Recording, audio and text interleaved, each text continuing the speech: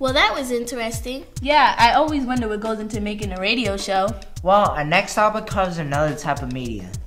That's right. This next piece covers a local film festival where all the entries are done by kids.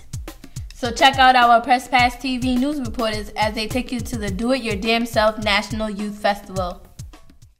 On November 19th and 20th, 320 students from across the country filled the Boston Public Library and auditoriums at MIT to participate in a unique cultural experience, the viewing of their own independent films. For the past 9 years, the Do It Your Damn Self Youth Film Festival has given young adults the chance to share their creative filmmaking with the community and other teen filmmakers. Marsha Stewart, Executive Director of the Community Arts Center, has overseen the project for many years. The festival was started in 1996 by a group of teens in our teen media program who felt they were being misrepresented in the media, and they wanted to find a new outlet for their voices to be heard.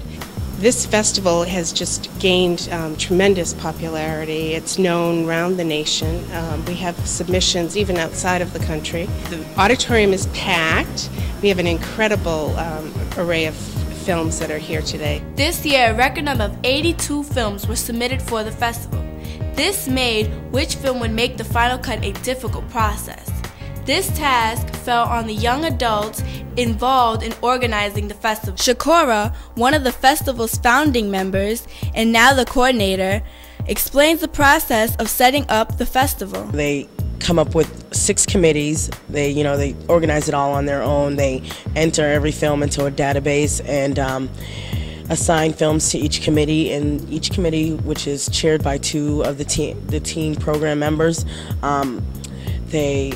they screen all of them with a committee, at least 8 teens on it, and then they rate them all and give them comments, and at the end they choose, after all the screening's done, they choose 5 pieces from each screening, the top 5, and one they feel that might have been overlooked, and then from there we have what we call a retreat, and that's really like an intense kind of 48-hour meeting. The teens decide from those like 41 pieces, so anywhere between 15 and 20 pieces that go into the rail, and then the rest of us get to see what they've done. The films themselves range in styles and lengths from short pieces with a personal message like Think Before You Speak to the 20-minute thriller Stalker Stalker. What inspired me was just basically people letting first impressions get to them, and usually that keeps them from getting to know a person.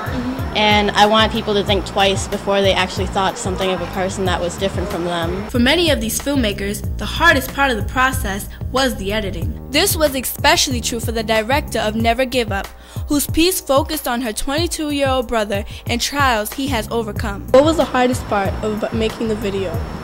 Probably the editing and figuring out what I want to come after each other, because when you just tape, you just have a whole bunch of footage, so you have to edit and make sure everything goes together, so that was probably the hardest part. And what was the hardest part? Definitely the editing.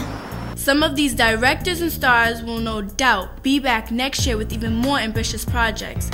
And of course, there will be many newcomers eager to share their talents and visions to a public audience for the first time.